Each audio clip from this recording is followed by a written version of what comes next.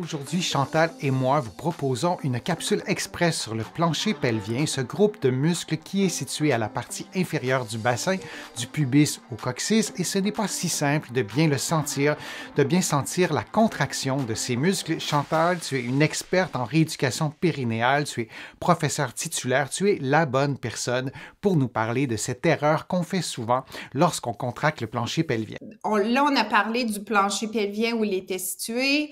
On a parlé de la contraction. Tu as dit que c'était pas très facile de le faire.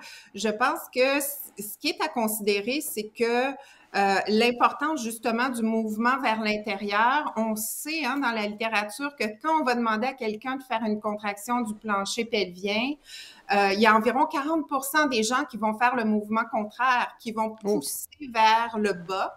Donc ça, c'est problématique parce qu'on va affaiblir le plancher pelvien en faisant ça.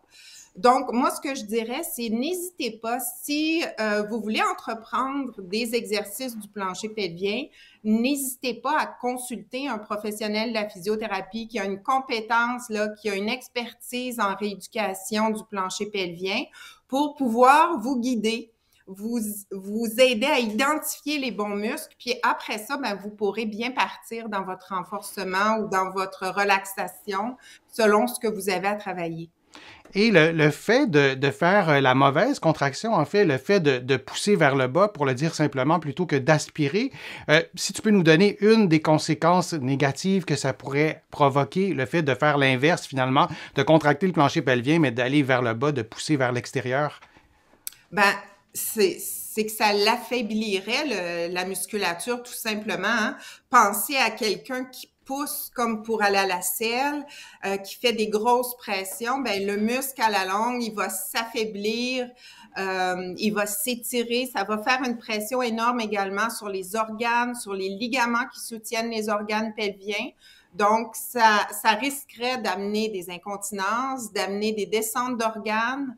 Euh, Tout ça, malgré le fait qu'on a des bonnes intentions. Donc, c'est pour ça que je dis que ça vaut la peine là, de consulter pour mieux identifier la contraction si on n'est pas certain.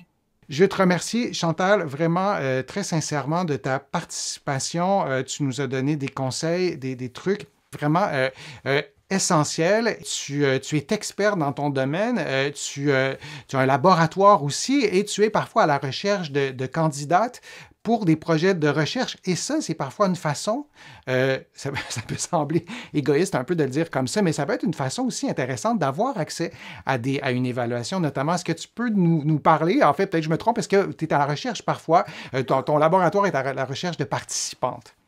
Oui, tout à fait. Alors, on a plusieurs projets de recherche actuellement qui sont en cours, entre autres des projets de recherche sur l'incontinence urinaire d'effort, l'incontinence urinaire d'urgence chez la femme. Ça, à ce moment-là, on cherche des femmes de la région de Montréal qui pourraient venir au laboratoire. Nous, on est en avant, là, juste en face de l'Oratoire Saint-Joseph, si ça vous situe. Donc, c'est quand même assez central à Montréal. Donc, celles qui seraient intéressées, on a actuellement des projets de recherche. Puis, effectivement, dans ces projets-là, on évalue des traitements de conservateurs, des traitements de réadaptation. Donc, ça vous donne l'occasion d'avoir une évaluation et une intervention en réadaptation.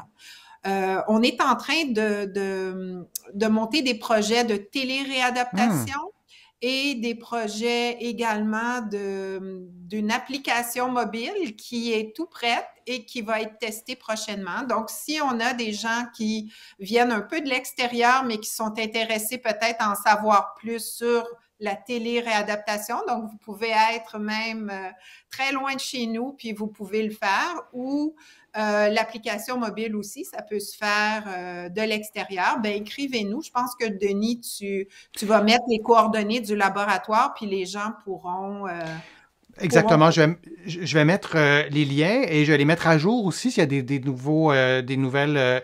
Si vous avez des nouveaux projets et vous recherchez des participantes. Et je répète, hein, toi, tu as ces projets de recherche-là et il y en a certainement dans votre coin de la francophonie, peu importe dans quel pays vous êtes. On oublie ce côté-là, ce petit truc-là, cette astuce-là pour pouvoir avoir accès à des soins. Et c'est une bonne façon aussi donc d'être évalué, d'être traité et d'améliorer sa qualité de vie. Il y a aussi les livres. Alors, je rappelle ton livre, Chantal, l'incontinence urinaire, la prévenir, la traiter. Vous allez trouver aussi sur de la santé plus générale des informations dans mes livres que vous connaissez. Je vais mettre tous les liens à jour régulièrement pour que vous ayez aussi donc ces références-là. Merci encore vraiment à tous et à toutes d'avoir participé en si grand nombre. Vous avez été vraiment très, très nombreux. Chantal, toi, tu ne vois pas les commentaires avec la petite technologie qu'on a, mais il y a vraiment beaucoup, beaucoup de gens qui te remercient de ta participation, tes conseils, ton expertise a été fort utile, fort appréciée. Merci beaucoup, Chantal, et merci à tous et à toutes, et on se revoit pour un prochain direct, pour une prochaine vidéo. À bientôt.